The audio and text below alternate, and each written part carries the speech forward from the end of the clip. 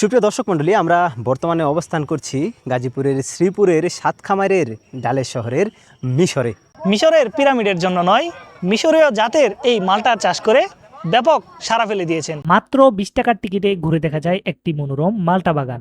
আর চাইলে সেখানে গাছ থেকে নিজের পছন্দ মতো মালটা ছিঁড়ে 250 টাকা কেজি দরে কিনেও আনতে পারবেন। আজ ঠিক এমনই একটি জায়গা আপনাদের সাথে শেয়ার করব। ভিন্নধর্মী এই বিদেশি জাতের মালটার চাষ খুলে দিয়েছে সম্ভাবনার নতুন দুয়ার।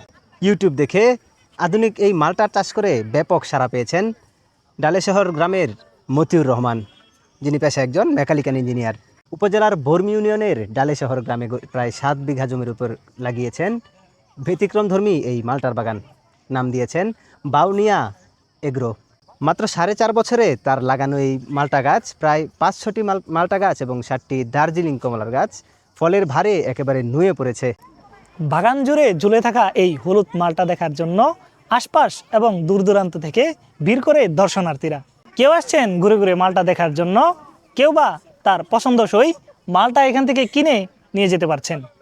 পরিবার পরিজন নিয়ে আপনারাও পরন্ত বিকেলে ঘুরে যেতে পারেন সাতখামারের ডালে শহরের এই মালটা বাগান থেকে।